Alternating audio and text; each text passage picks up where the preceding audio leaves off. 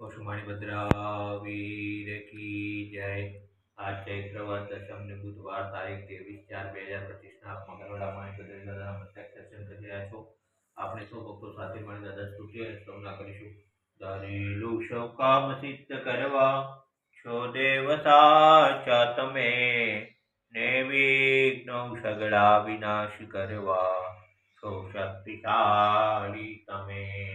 સેવે જે ચરણો કરાર દયતી, તેને ઉપાધિ જતી।